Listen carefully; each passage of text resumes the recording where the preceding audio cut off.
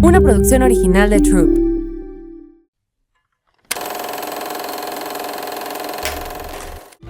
Hola, yo soy Carla Cardona y esto es Querida Valeria. Querido escucha y seguidor de Querida Valeria, este es un episodio especial que no está en la programación habitual de cada miércoles, pero tenemos a una grande en México que solo habla inglés, por lo que quise que todos pudieran llevarse un cachito de ella y de su sabiduría. Por lo que quiero avisarte que este episodio es 100% en inglés, incluida mi carta a Valeria, y puedes activar los subtítulos en español en la parte de aquí abajo a tu derecha, eligiendo la opción de tu preferencia. Gracias por estar aquí, que lo disfrutes. Rupda is an internationally recognized trauma expert, personal development and leadership coach, a group facilitator with over 49 years of dedicated experience. Since 1976, she has worked with thousands worldwide, guiding them toward healing, self-leadership, and transformation. Her personal journey from childhood abandonment to thriving into a spiritual community for 2 decades embodies profound growth and resilience. Rupda blends spiritual wisdom with a practical approach to help individuals break free from limitations, reconnect with their true selves, and live with purpose.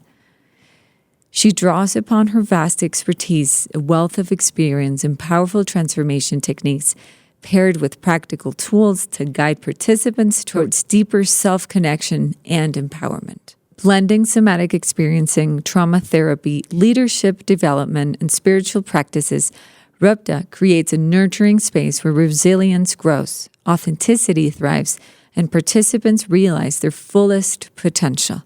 With her joyful, approachable demeanor and deeply rooted expertise in trauma therapy, Rupda creates a safe and empowering space for transformation.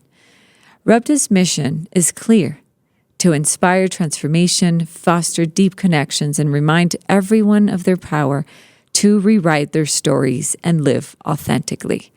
True freedom, she believes, begins with reconnecting to our own selves. For more information about Rupda, her transformative work, and details of upcoming retreats and workshops, visit rupda.com. Explore how you or your teams can embark on a journey of healing, self-discovery, and empowerment. Transformation doesn't happen unless we are willing to radically rethink the way we lead our lives. Rupda. Dear Valeria, I wish I could leave a safer world for you, but I don't think that's quite possible. We're living crazy and painful times, and frankly, sometimes, just a few times, I feel like we're in a horror movie. But there's something I've learned. Feeling safe comes within ourselves. It's not something that you pursue. It's something that you create for and inside yourself. The opposite of anxiety is not calm. It's safe. And knowing that, as well as allowing myself to feel it and create it for me, has been a huge challenge, and it still is. And I hope you get to feel it and create it for yourself too. My dear baby, I hope you live to your greatest potential. I will always be here to make you feel safe and loved. So welcome to a special and huge episode of Querida Valeria. Today we have Rupda with us. Welcome, Rupda, to Mexico. Thank you. Well, I'm so honored and happy to have you here sitting down with me. And I think my first question is, why Mexico? I'm going to answer the question, but I just want to say I was very touched by what you just shared.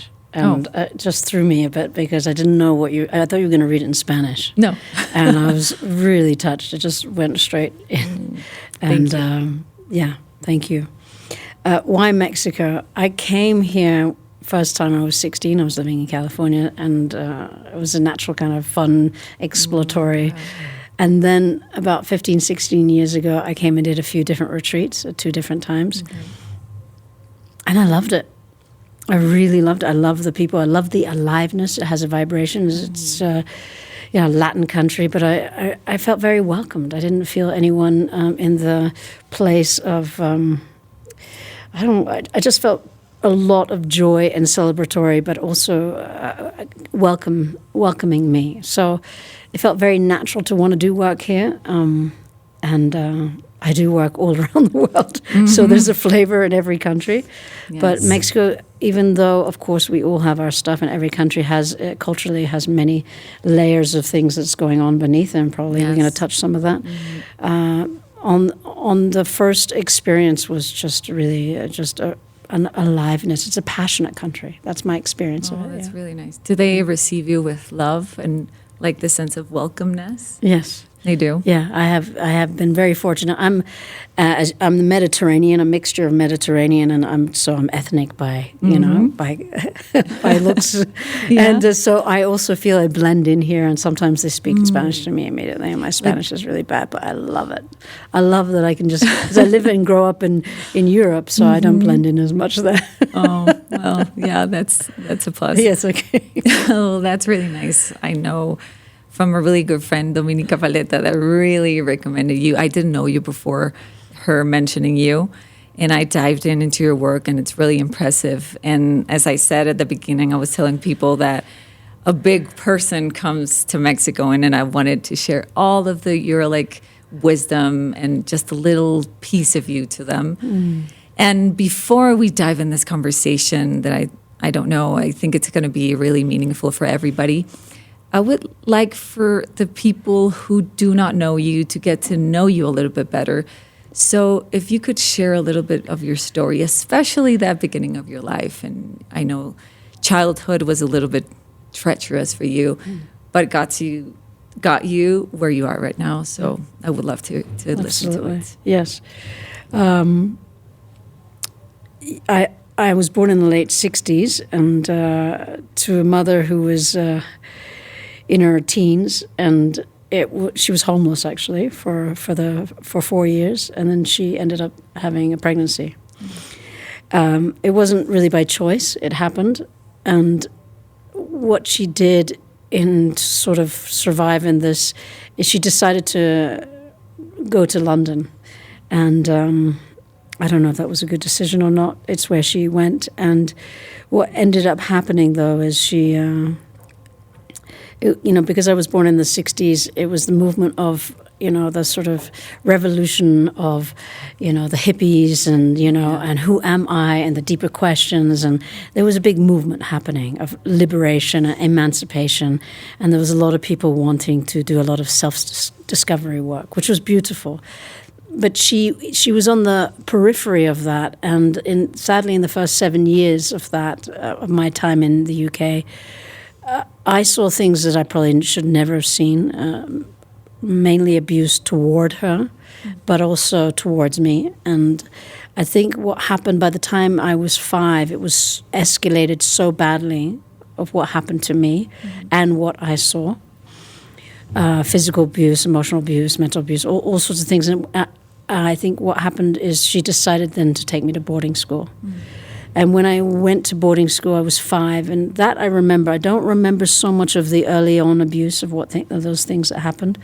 And was she a single mom? She was a single mom, but she had married a very successful man who, with that success came power, and with that power came the kind of a blind spot, because when power is not held with integrity, it becomes a misuse of power. And in my mother's position, he definitely dominated that, and he was very alpha. And I believe when a woman has a child, her instincts and her survival needs are primary to keep that child alive. So I know that she probably took on more than she could handle, but more than anything, she was aware that her child was in danger. So when she took me to that boarding school, I didn't register that it wasn't something I had done wrong. That's what happened to me in that moment. Of course, when I saw her driving away, that was the messaging. I made it.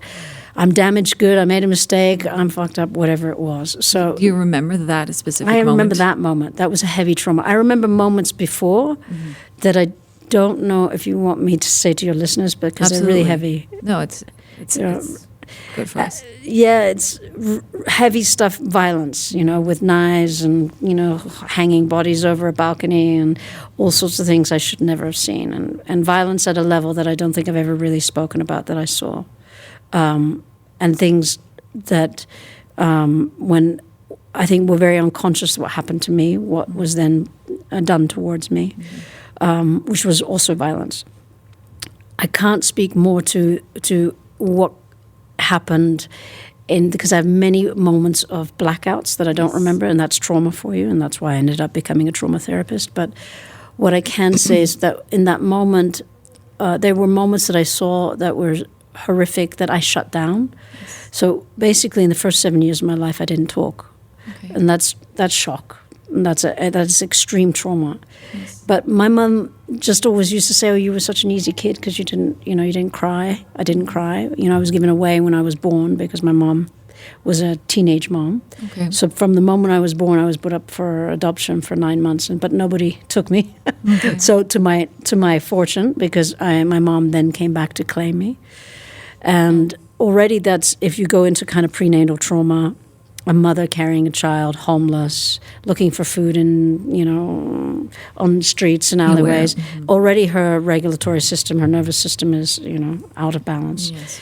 And then the mother leaving the giving away the baby. Again, that baby, I don't know what happens to that baby, of course, because I don't have a recollection. But what we understand in the trauma work is then there's a whole missing need of the nurturing from the mother, the breastfeeding, everything. Yes. That regulatory. Usually a baby should come out and be put on the mother's chest and feel the regulatory of the mother, and then you're safe. Starts to come into form because you're in the womb and now you're outside of the womb, which is a massive shock to the system. Like we're not prepared to regulate ourselves. Exactly. We need her. Yes. And even in some cases, they don't cut the umbilical cord so that she still stays connected, so that regulatory system has time before the next step. Yeah. Wow.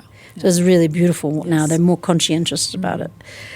And then after that 9 months when my mom brought me in and let's say got me back. At age 2, she had a nervous breakdown, collapse. Somebody had robbed her of all her money and her passport, and we were in the snow in London, and social services took me away for 6 months. And I don't remember that, but you can imagine, I think a 2-year-old would have some trauma-based wounding around it. So even though my mom was saying, you never spoke, you were such an easy kid, I think what was happening, and she just didn't know because she was so young, is that the child was in shock and didn't know how to vocabulary. So like this dissociation, right? The total dissociation. Okay. So that when I did go to boarding school, I have memories of being in there in the 2 years I was there because I was beaten a lot. I was in a boarding school. Yeah, I was in a school that everybody was in age 10 and up, and I was 5. Oh. So I was bullied. I had stitches in my head, sent to the hospital. I had all sorts of things happening to me. And again, I saw things I shouldn't have seen in the realm of sexual abuse. Yes. It was like a jail. It sounds like a jail. It was really like very... unsupervised in many areas, and the 2 times that I did go to the hospital because of what was done to me, my mother wasn't there because I was in Oxford in a boarding school. Mm-hmm. So in the end, it had to be a teacher who thankfully took to me because I was the youngest there. Mm-hmm. So she became a kind of a resource for me in a way. And then when I got out at 7, that's when things started to pivot for me. But I didn't get that I didn't speak that whole time. It was only until 10 years ago when I went back to that boarding school. Okay.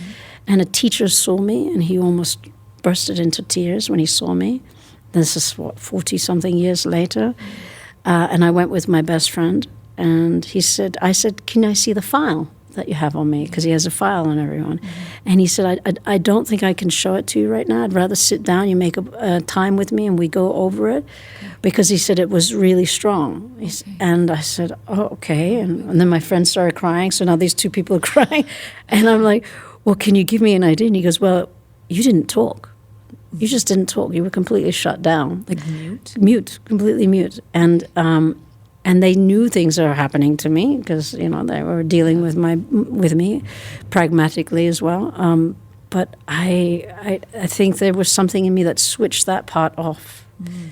So much so that I disassociated. Yeah, absolutely. And then I needed him to tell me that was what was going on. And then I went, oh, right, my mom used to say that I didn't talk. I just, the only thing I had was a good thing for her. Yeah, it was great for her, but she also didn't have the awareness. Yeah, if she did, she would have went, oh my gosh, something's going on here. We need to do some sort of early onset therapy and see how to deal with this. Yes. So for her, she thought it was good because it was back then children were seen but not heard. Yeah, yes. You just and it was some maybe convenient. Like, and like the for fear adults. of her seeing what I was, her she was probably holding so much and didn't even know how to hold it. Yeah. Absolutely.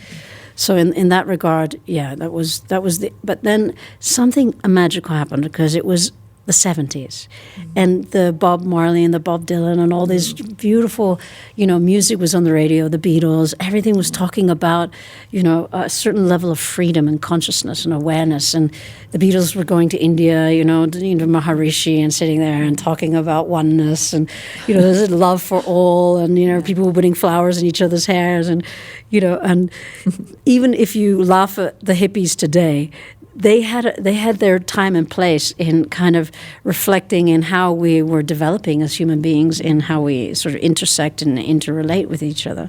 Very important, especially around consciousness and meditation. Okay. And this is what then took my mother. In London, there were a lot of Hare Krishna temples popping up, Hare Krishna food. My mom was a vegetarian.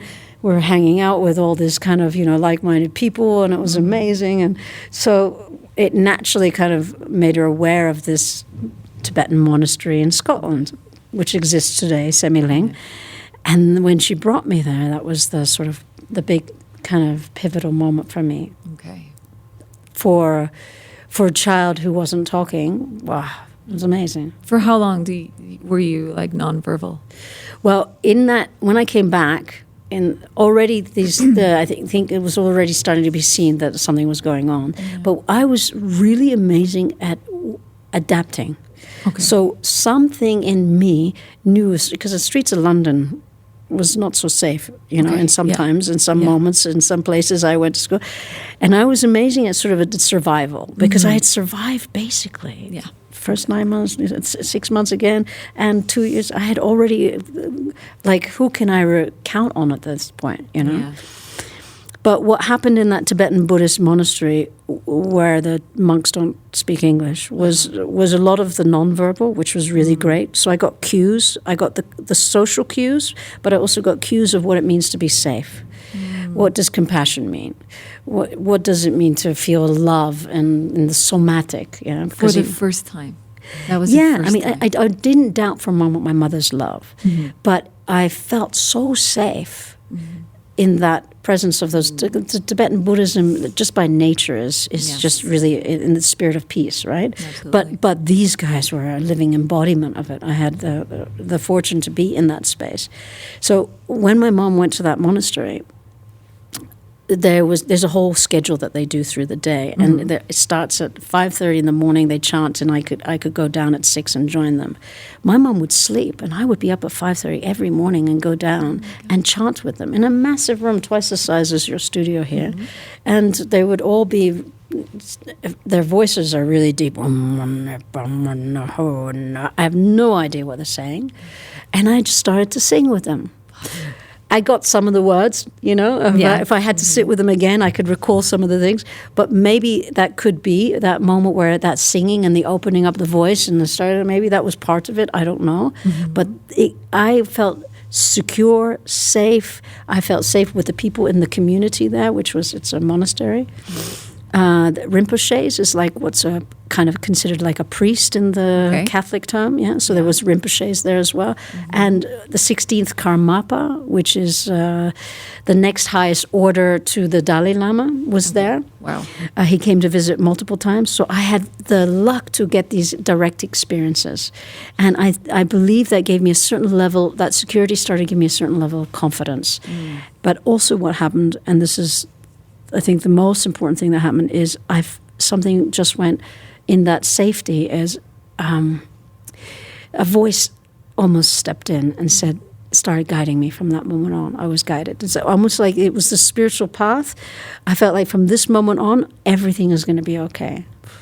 And from that moment on, I did experience traumas, don't get me wrong, but I was guided from that moment on. It's like I was held in something. Yeah. I felt connected to something. It's hard for me to describe, but it's not only for one singular, obviously. It's just that I was able to lean into something. Yeah.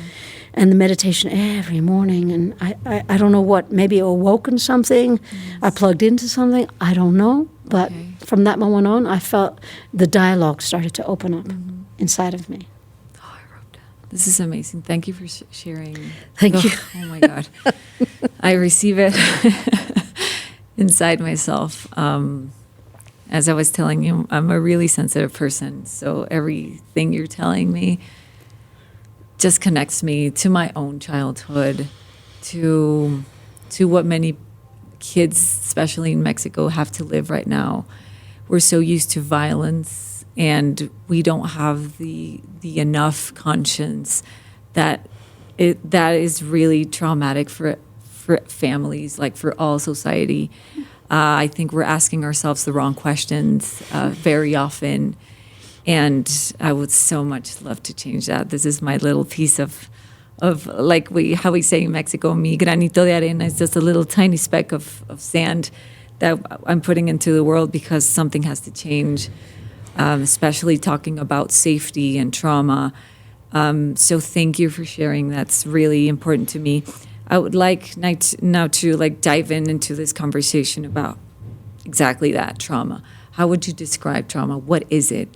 For everybody who doesn't, or is something maybe new for them, how would you describe it? The short of it, when I teach it, the first thing I usually say is it's when something is too much, too soon, too fast, and we get overwhelmed. I love that. And too much, too soon, too fast. Too fast. And it can be any one of those three. It doesn't have to be all three. Okay. And it's when we feel overwhelmed. And often it's when we don't have choice. As often I say that in my retreats, when you don't have choice. And I wasn't prepared. And, all of a sudden it came out of nowhere. Now, it's not always like that. I mean, most people affiliate trauma with a bus accident. Or, when trauma can be something that can happen over time, in very subtle ways, that things are being taken away from you or being done to you, or behaviors around you, or things that you see, and nonverbals, slight, movements and actions by people towards you, which you allow because you certain beliefs or cultural understandings or taboos of whatever, and then you allow this sort of boundary of between me and the other of how we accept things. And like really subtle, right? Subtle. It can be very subtle. Of course, it can also be strong. Yeah. But in other ways, trauma can happen. And when I work with individuals, especially, I told you I work in different countries. Yeah. So UK, for example, is classic in when I ask them how they're doing and I start to do the deep inner work, and their response is, I feel quite nice. Yeah. I know that's a sort of top level response, right? Yes, there's so much going on in there, right? Absolutely. And then when I ask them about trauma, they go, I really don't know what you're talking about. Yeah, it was fine. My mother and father, it was all good, and we had survived a normal life. Yeah, normal life, and we had money in the bank, and I had food on the table. And but then when we go a little bit deeper, and I start to talk with them about, was your father present? Was your mother present? Did you feel their acknowledgement and their love? Did you feel their contact, their connection? Did you feel them appreciating you, giving you recognition? Did you feel them holding you? When you were having a sort of an emotional release as a little kid? Did you feel the bonding, the deeper connection? Did you have the time and space to have the, conversations with them? Especially in teens when the hormones are kicking in and you don't understand me. Did you feel them take time out and be with you? Presence. Huh? I have no idea what you're talking about. And this starts to build up in certain kind of beliefs in that individual growing up. If I don't get this big achievement in my life of some sort, then I won't get my father's recognition or my mother's love. Yeah. If I don't, become X, Y, Z, or do X, Y, Z, please, or do whatever, allow things to happen or whatever, then I will not be of value. Then I don't matter. And that then sort of sets in a whole sort of negative self-belief of I'm not enough, implicit in who I am. So that belief of I'm not enough can be derived from trauma. Okay, absolutely, because the trauma is things that also are taken away from you or not given to you. Neglect is a typical one, right? Okay. Where we show love to a certain degree, or we show a certain level of, but I also want to say parents didn't also get it themselves because they didn't understand. And then their generation, so it's generational trauma, right? Yes. So it goes on and on and on until somebody breaks that cycle and says, hey, I see you. And when the child cries, like, hey, come here, I got you. Everything's going to be okay, you're safe. And giving them the languaging to understand it. And then more and more so as they grow up, because children will start to push back and resist and rebel, to keep staying present. I'm here, I'm with you. I'm not going anywhere. Because it gives them the understanding that I matter. So we're dealing with really old woundings. So yes, trauma shows up in that. And then we start to talk about it from the gender-related. Boys have it for not being able to cry and show their feelings. And I really feel for men in that. Because then they start to isolate their feelings. And when a boy becomes a man, to be able to show his feelings, maybe he can do it with his wife. Maybe with the mother. Maybe he can have contact with the wife, maybe with the mother, but generally he has to compartmentalize a lot of things. And they even make sarcastic jokes about it. Men, toughen up, man up, shut it down. So that's a trauma. That's also a trauma. It's not okay to be me. I have to split off from the natural self and emulate a false self in order to get love and approval. That's a disconnect from the sort of authentic way of being.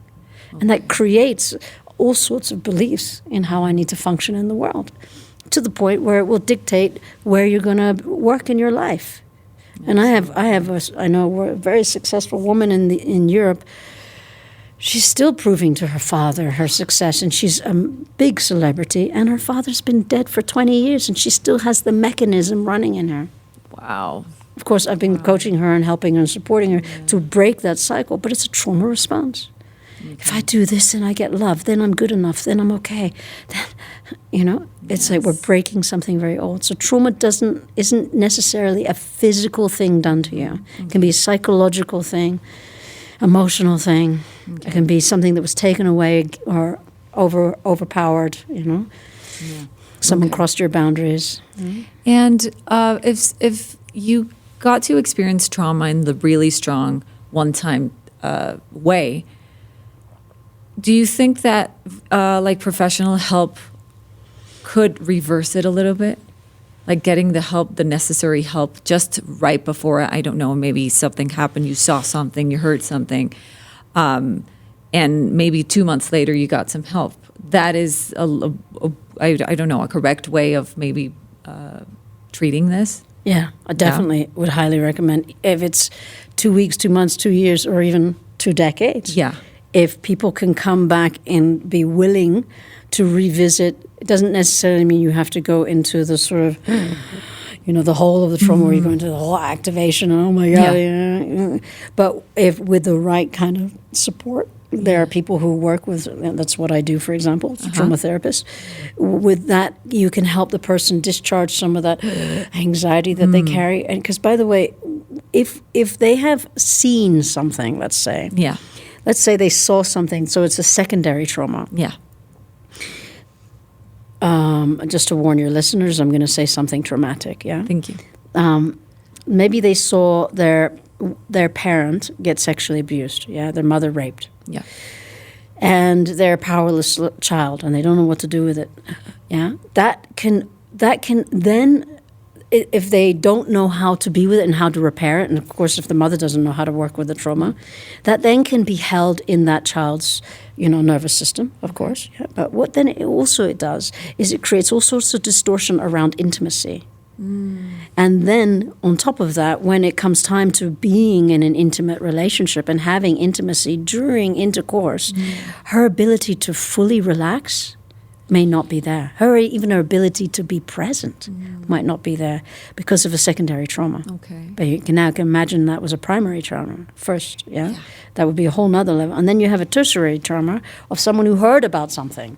Yeah, who wasn't even that happened to your cousin. Oh my God, what if it happens to me? You know, whatever. And then so it can infiltrate aspects of our natural way of being. And intimacy is a big one. Okay. Our ability to relax during intimacy, if we can't, that says usually something. Because if we can't be there, where are we going to be? You know? Absolutely. We can't be intimate. And also another one is with nature. But nature is a resource, so it naturally gives us the calmness. Yeah, calmness. But intimacy is really opening up. Yeah. That's what intimacy says. Intimacy says I really allow someone to receive someone energetically, emotionally, not just physically, right? Mm-hmm. So I point to that, and okay. Repair can be done. I'm sorry to say the word, I'm in the business of repair. No, you know? So I'm a firm believer in seeing people transform some of the most, darkest, shameful places that they've carried. And I'm also a testament to it. Huh? Yeah, I can't imagine that. Yes. And what would you say that happens to our body? Like you sharing your story about your childhood being nonverbal. What are other ways that people may disconnect or disassociate? What happens to their body? Maybe it comes in a form of sickness, or what can happen derived from that trauma? Yeah, I mean, for sure. I can name a few things, and I want to just say to the listeners, be very mindful if you're hypochondriac in any way not to take this on. Doesn't necessarily mean it's going to happen to you. Yes. But if you are someone listening and that is having a kind of a somatic kind of sort of a negative experience in your body where you feel like it's out of balance, then yeah, that's definitely something maybe worth listening to. So the body, I often say in my retreats, the body never lies. It can't lie, right? So it's always in the now as well. It's always letting us know what's going on right now. This is why sometimes when I'm working with someone, I ask them, can I come close to you? And I get their permission first. I get their yes. Yeah.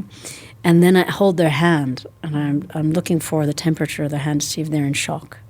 Because the body won't lie to me. I can watch their breathing. I can watch your eye movements. I can watch your hand and feet movements. I can already attune, because it's what I do. Yes. To if you're present, if you're able to be here right now. For some people, even to be present is not easy. So, like to stay still, maybe. Yeah. You can't stay still. Yeah, right? Yeah. That restlessness is an indicator, for example. That's your kind of top level indicator if you have a restlessness in the body. If you carry tension in your shoulders, in your jaws, in your chest, in your neck, and any part of your body, that's another indication. Now we're going a bit deeper, where the body is not in relaxed state, where it's not in a perceived threat state. And then when we go from there, when we start to see more things out of balance, where the breathing is not in balance, where people get shortness of breath, and then that turns into moments of anxiety, where thoughts get dispelled, and that thought then turns into feeling, and the feeling starts to create a somatic response, which is like symptomatic, I can't breathe. And then that anxiety can go, if it goes too far, into a panic attack. Oh my gosh, what is that? So that's one channel where it can go down. Then the disassociation, that's in a way we could call that over-association. Okay.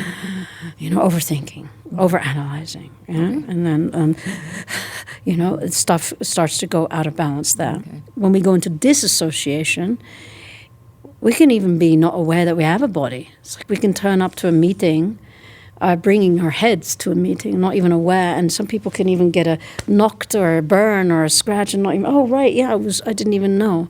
And the disassociation, coming back to the abuse around sexual abuse. Yeah.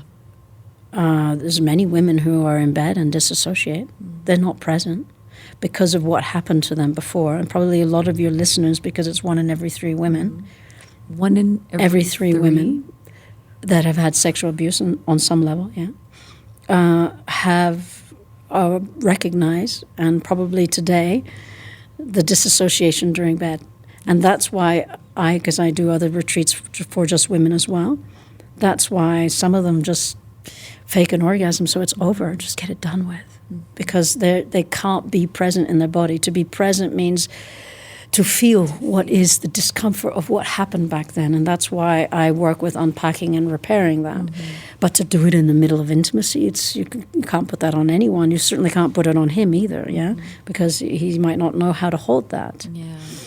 There are ways, of course, where they start to learn how to titrate, go step by step towards intimacy so that they both stay present each step of the way. But that is where they both have been educating themselves in how to do this consciously. Okay. But disassociation doesn't, of course, only just show up in intimacy. It shows up in many areas where the body can get sick and we can't understand why. Have I got an autoimmune deficiency, for example? Why do I have IBS?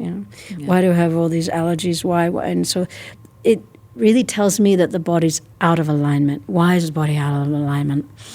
You can, and I have to, this is where I want a real kind of underscore of awareness, what I say. It can be many different things. And I'm even aware that no one person can tell you what it is for you. What I can say is that if you start the journey of healing and self-inquiry and listening to your body almost as if you're having a dialogue with it. Like in the morning, I sit and I say, the first thing I say in the morning is, "Hi, Rupda, how you doing?" Okay. I do an inner weather report. Okay. Usually it's feeling oriented, but if I feel my body's out of alignment, I will say, "Hey, what's going on right now?" And I will talk to my body, speak to me. But in order for me to listen to it, I need to be still. I can't be on a device and say, "Okay, speak to me." Yeah, I can't be doing that's that. what we do. I have to be really present. I know just that's open big, our eyes and what time is it? Let me check Instagram. And or let me see if someone else can figure it out for me. Oh my God. Oh my so God, the that's tuning, true. That's a big one, huh? It's big. And now we have so many different versions of how we seek help, in the health, But the one that I would highly recommend is to first tune in and just see, and you'll start to hear that the body will ask you maybe to slow down, take time. Can you hold on? Please. Yeah. Oh my God. That's what I do. I mean, the Oura ring. Yeah. But I've become dependent on what my app says every day. That thing will tell me if I slept well or I did not, if I'm well rested or not, if I'm alterated or not. I mean, maybe it's a good way, but I haven't thought about me depending on it to tell me how I should feel. Because sometimes I feel tired.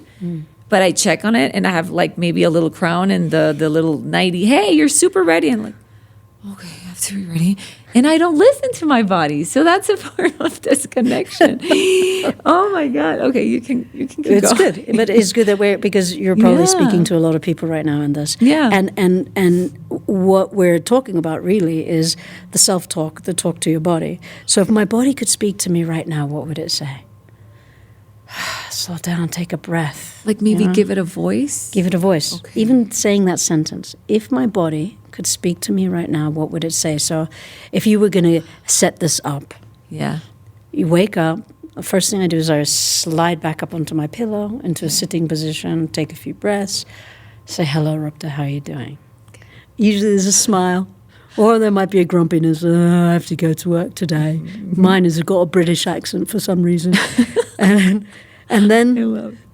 then at some point, I can start the dialogue opening. "Hey, what's going on? You feeling something? Oh, there's a little niggle going on here." We're going to talk about feelings because this is a big one. Okay. When what throws us out of alignment.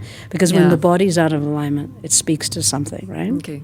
But the body can also talk to you, and I can say, "Hey, if you could speak to me right now, what is it you need?" Yeah. And I might need to sit for a few minutes. It might be 10 minutes. And then all of a sudden something goes, "I just need some rest time," or "I need to play," or it just feels too much right now to do X, Y, Z. Something will come in the form of a aha moment. Yes. Okay. I'm not going to give words to it here right now to your listeners because it can be anything. Okay. It can be something as silly as, let's skip coffee today and let's just, breathe deeper because the coffee keeps me in the hyper state, for example. Yeah. I'm just parroting something, So or let's eat some fruit today and I don't want the usual, or let's take the long way and walk longer to work today. Let's go through the park. You know what I mean? Yeah, sorry, absolutely. But that's a process, right? Because what I'm seeing right now, especially in social media, and with myself, of course, is that I want to change like this. I want to change my state. That's what I think we're being taught. Like if you're like drowsy or grumpy, you have to change that. Just be positive. Look yourself into the mirror and just say, you're gorgeous today. And then let's rock the day and then wake up your children, then be like super joyful. And you have to be that way. And if there's a day you don't feel that way, then you stop feeling like, I start punishing myself. Like, why am I angry? Why am I, instead of listening, instead of stopping? And then what does have to do with me, or what does my body need? I've never thought about the need of our own bodies. If we go back to your original question with trauma and how it shows up in the body, the body will not lie to you. You can really use it as an instrument of how am I doing right now. Okay. If somebody comes into a room and I feel overwhelmed by their presence, because let's say it's a big alpha male and telling me what I have to do and not do, and demanding and commanding, and I'm feeling overwhelmed, but I'm just going into like some kind of pleasing role because I'm meant to talk to this person. My body has no, contract with this person. It's just going to be honest with me. And if I go, whoa, if I don't slow it down, I go out of balance. I can feel it immediately. There's a breath you just took, so your body intuitively knows. So then my attunement and sharpening my awareness with my body-brain axis connection is that I know what I need to do next time I feel a bit more overwhelmed. Slow it down. Take a moment. I was with this beautiful woman, Deva, that you met yesterday at the veggie market. There was so many vegetables in front of us. I got overwhelmed because it was, and they're all talking to you. Yeah, ¿qué pasa, señorita guapa? And I was like, whoa, this is amazing. I love that. But then I got this moment of overwhelm, and I just turned to her and I said, I just need to slow this down for a moment because it was too much. Okay. So the more attunement you get, the more you can slow it down. It will still be strong, but the more you learn how to self-regulate your body, slow it down, the more you can learn how to deal with overwhelming situations. But I wouldn't put myself in an overwhelming situation intentionally, But what you are developing is resiliency. Now, with my body, because of all the traumas I had, I don't want it to dictate the future of my life. I don't want my traumas to be my future. So I knew I had to work through the body in discharging some of what I was carrying in my body. And I did start to see things that were out of balance and things where I was becoming unwell. Yeah. So that was happening for me already in my 20s, where I was starting to see things not in alignment. Things like disease?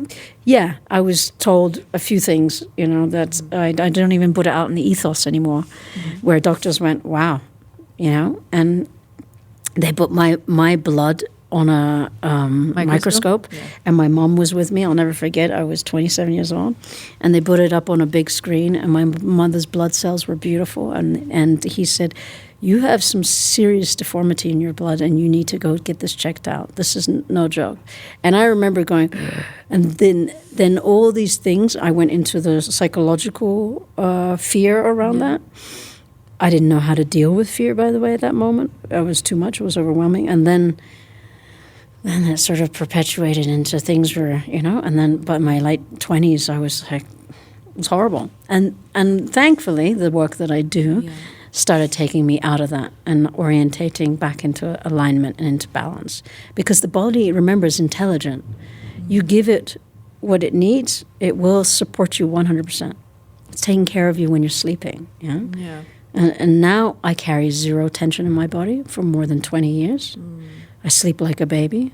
I'm very lucky, and I've gone through menopause just now, and I didn't have to take anything. But it is a dialogue. It's a continuum dialogue. Okay. So I do believe that the repair that we're doing when we're working with people in trauma is repair and healing the body, but also our emotions as well. But what does that then create? A more balanced well-being. And then that makes me attune to having better connections with people, to having better situations, inviting better opportunities, meeting people that are more in alignment to this new attunement that is within me. Call it a radio station if that helps, I remember that there was a few years I had this social anxiety. And it was getting worse. I had to drink alcohol every time, at least one. I was not like a big alcoholic, but just I had to have one glass of wine every time. And I remember I didn't like that. I didn't like doing that because every time I felt even unsafer. I thought that maybe a glass of wine was going to make me feel safe. It did for maybe a few weeks, but then it started to get worse. And then so I figured out that alcohol was disconnecting myself, was perpetuating the disconnection that was already disconnected. Mm-hmm. So I knew maybe intuitively that I had to come back to myself. And this was a really intuitive exercise I've made. I like obliged myself to just stay still. No wine, just water. And observe what was happening. Like, what are you feeling? And this was in a conversation, maybe 8 to 10 persons in there. It was like, I just want to run. I want to run away. I want to run away. And then I started working on my breathing because I couldn't, the compromise was not standing. I couldn't stand because I caught myself also getting into the really people pleaser thing. The, what do you want to drink? And I was always standing up and running away and making the little snacks and everything. But I thought that is also a way of running away. So I just say, Carla, just stay still. Let's see what happens. And later in that evening, it was one evening, it was maybe 2 and then 3 hours. The first hour was like a huge hell for me. And then it started to get better. And then I started to look at people at their eyes and just receive. I started to receive things. I wasn't aware of that, but I started to get to know people I've known for years, but I wasn't aware of them because I was so guarding myself all the time. I was so afraid of people. I was so afraid of how they looked at me and perceived me. So I just started feeling love. I was like, wow, I've never seen that person that way. I think I've never listened to this man the way I've listened to him right now. And that was a really strong moment for me. Like, it's hard. You have to go through it, not around it. But once you do it, you just get the prize at the end. And then I could hug, when I said goodbye, I just could hug them in a way I never had because I was with them. And I was actually like, I started crying afterwards because I was like, I don't know if the word is guilty. Maybe it's not guilt. But I was so sorry for myself for all the things I've missed, for being so scared. And that brings me to to a question of safety. The thing I noticed there was I was not feeling safe, but I couldn't find the evidence I wasn't safe. I was perfectly safe. But my insides were not a safe place. I was not a safe place for myself. So I obliged myself that way, through breathing, but that got me to reflect on why haven't I created myself, as I tell to Valeria. I hope you learn how to create yourself a safe place. What would you say to us about safety in our own selves? The sensation of I can hold myself and I can be with myself. What would you say about that, about safety inside ourselves? Crucial and paramount to having deeper connections and to be able to have that experience that you shared just now, which is, the amygdala's kind of looking for perceived threats, like, am I safe? And the fight, flight, freeze is always there, and the survival mechanism, all of the, do I fit in? Do I belong? Or is this person safe? What do they really want from me? The mistrust, all sorts of blah, blah, blah, blah, blah, happening constantly, and both verbally and non-verbally. And then when you described how you sort of land in yourself and start to create a connection from within, and you create that, I am okay here, and that it's almost like you're coming home to yourself. Yes. Mm-hmm. And by doing so, you're kind of expanding this intimacy with yourself, which is the primary intimacy, which is really beautiful. And then you're generating a natural way of feeling safe within yourself, which then, of course, changes the way you perceive the world and perceive others. allows you to feel safe to be present. Like if we go back to the woman who's, being abused and she disassociates from her body, I have to work with her to even get in her body because it wasn't even safe to be in her body. Yeah. So now we're working from that place. Is it safe to be in my body? But there is a repair trail back to coming into the body through different exercises, through different awarenesses and understandings, and being willing to have the difficult kind of reflections and conversations with yourself and or with support, to be able to go to those places that we keep compartmentalized, but then keep us disconnected. So the irony is the very place that we fear to enter is the place that will create the deeper sense of safety. Because it's almost like we embrace it. We bring it to a place of repair. Because what you not willing to go to, you can't repair.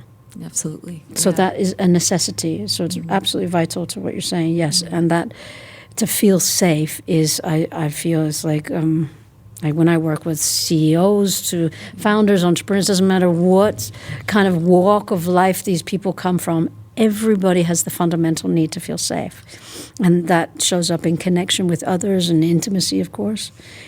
It's almost like a right. It's a right, You have the right to feel safe. The right to feel. It's a necessity because then I can be human. Then I can be myself. Then I'm okay. And then nothing is lacking. This kind of, but it's really a deeper understanding. And what I indicate before to you around emotions, for me not to go to the cave that I fear to enter is probably piled up with a bunch of traumas and feelings. And for example, one feeling I work with a lot in deep dive is called anger. And anger is just socially not okay. We just don't go there. And in the UK, we certainly don't go there. Oof. Yeah? Have to be like a stoic. Yeah, exactly. And then anger can explode on people or implode in you, of course, right?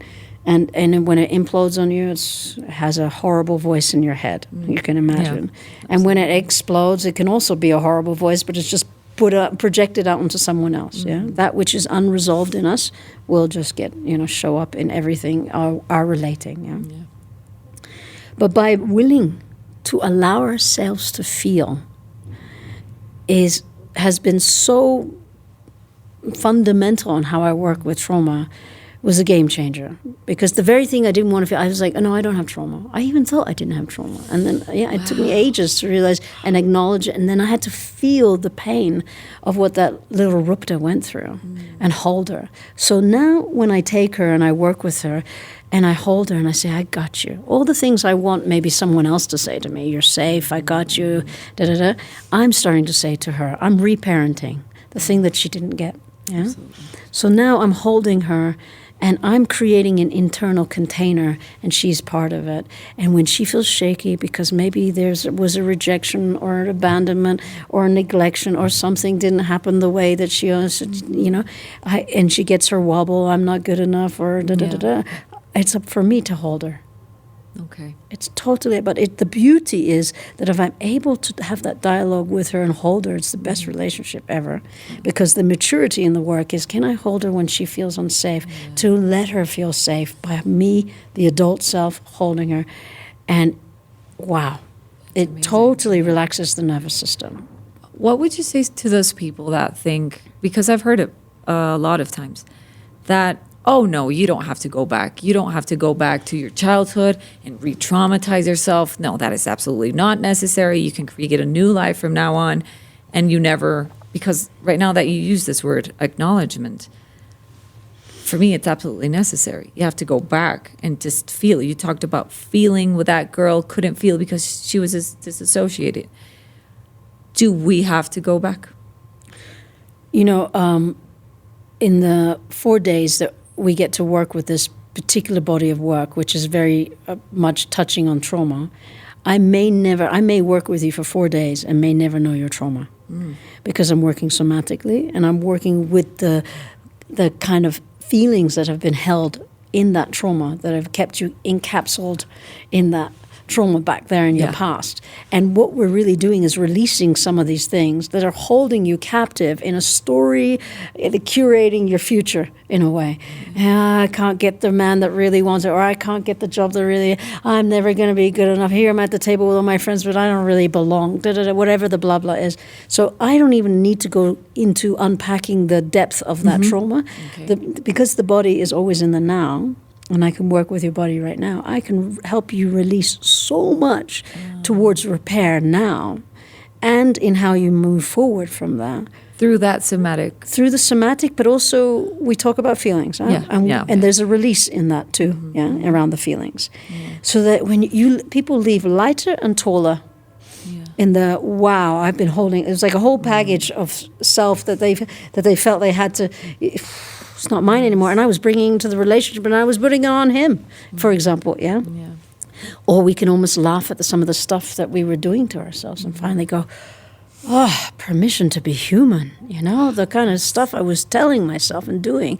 So it kind of is, in a way, in the consciousness, it's the rewiring. In the heart space, it's the refeeling, permission to feel all this. And in the body space, it's the reassociation. It's, wow, I have a body and it's invigorating and I'm alive and it feels so good to be alive. Permission to be alive and to be too much. Because that's the messaging. You don't be too much. You're too much. You're too much. Yeah. So all of this starts to awaken. But then how you move forward in your life, you can use these aspects of self that were never given to you. They were always there. Okay. Yeah. So it's not like, so we're not actually saying, here, you got something now. We're just helping you come into recognition and remembering and awareness. Aha, there I am. When you look at a 3-4-year-old, they're so fully alive. And we're going back into the energy of the life force of that child again. Yes. I was so wild and free. I was like fucking little rebel Rupda, yay, What happened? She split off from that part because conditioning told you you're too much, you can't be, or you'll get exposed to this, or maybe you get attacked, or maybe something bad will happen to you. Shut down. And then the false self starts to emulate. But we feel a deep loneliness or depression, which is massively on the rise because we're not connected to that aliveness. People feel dead inside. The biggest thing I'm hearing from people today is I feel numb. Wow. Or depression. Yes. Yeah. And so that's connected. Yes, I could definitely say to you it's connected to trauma. Yes. But I'm really interested in what we do with you in 4 days in awakening this place of you and the belief that you have to go down, down, down, down. This is going to dictate the rest of your life. I'm not even going to entertain that for you. I'm going to show you something that already lives within you. I'm helping you. That's all. And there's a team of us. I'm not doing it alone, of course, right? Okay. And that when they have the self-exploratory of what it means to start to recognize that in themselves, it's bigger than anything, in what we could do in a book, because it's all intellectualized in a book. Absolutely. Yeah. This is an embodied experience. Because I think, absolutely, trauma is stored in the body. So if you're disconnected and then you connect yourself and you plug in with yourself again, well, there it is. There are the memories, and there are the sorrow, the sadness, the rage, the everything. And then everything comes up and rises up. Yeah. I have one last question. I think maybe it's a long response. I've always been curious about boundaries. I myself have to work so much with boundaries. I say I'm a people pleaser in rehab. I've started. Good. I like that. I haven't gotten to where I want to be, but I think my work has been good. But one essential part has been boundaries, and to work them on me, And how do you work, and what's the importance of working on boundaries with people? To get them to feel them again, to have the right to establish them. That was a hard one for me. I thought I didn't have the right to just say no, Yeah. That's the first thing I would probably do. I mean, I do a whole somatic exercise around it so that people can have an embodied experience of it, so we're not just here. But I deserve to have boundaries. I have a right to have boundaries is a big one, because if you had in your early childhood someone overwhelming you or stepping over your boundaries, the message that gives you, of course, is it's not okay to have boundaries, it's not okay to say no, So then not only women, men too, we just say yes to things we don't really want to say yes to, or we allow things that we don't really want to allow.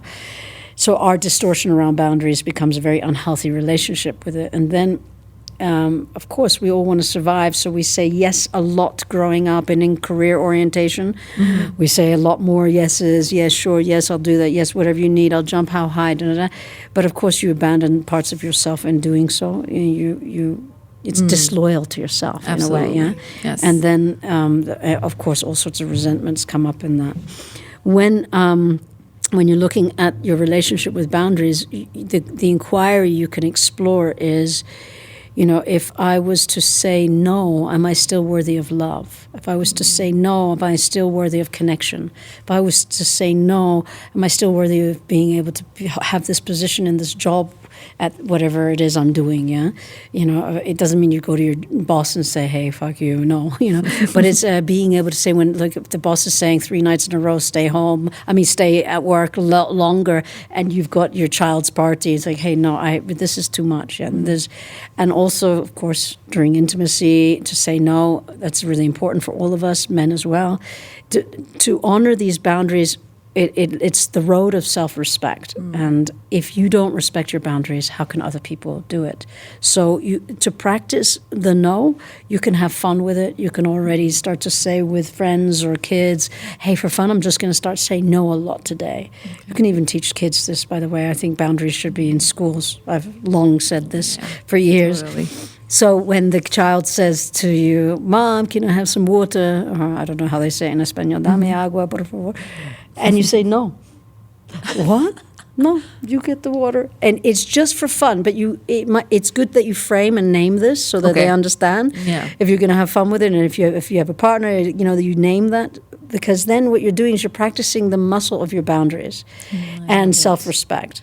If you already have it, great. But it's so important because, as you know, when we don't say no and we want to say no, we feel we betray ourselves in a way.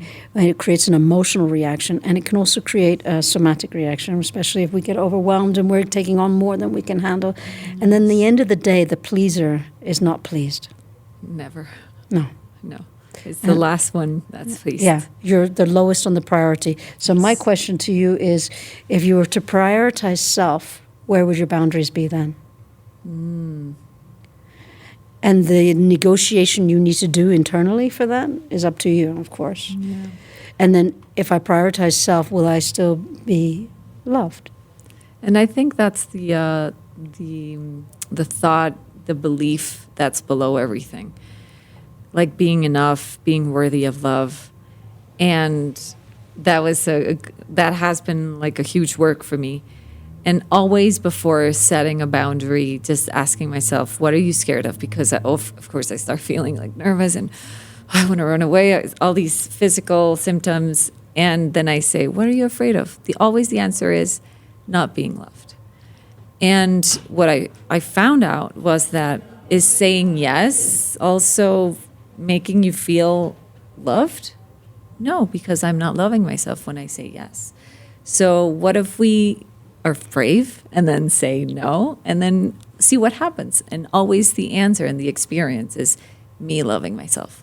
So then you care less of somebody loving, but because nothing happens. I mean, who truly loves you, they love you. They're going to love you if you say yes or no. That's just something in your head that's happening. No, but that was a huge present for me, like noticing that nobody's going to stop loving you when you say no. They may get like, what? Like maybe being with the sensation of things being so strange, but then they get used to it. You just have to show them the new way, right? It's very important. You're saying yes to yourself. Yes, that's what I found out. So important. And sometimes saying yes is exactly what you need to do. And I do think the practicing is important because you get the evidence of I'm still okay, I'm still loved, I haven't lost connection, no one ran away.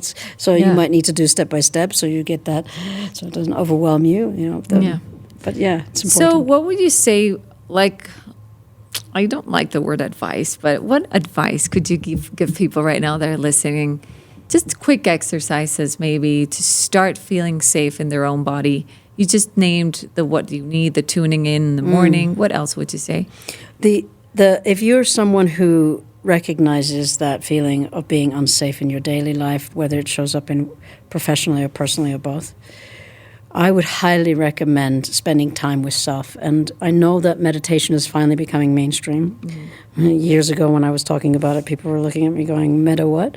So now I would ask people, even if you can only do 5, 6, 7 minutes of sitting and silent, I would start to imagine that when you're sitting, make sure you're silent sitting, your phone is off or not in the room, and you have your own space.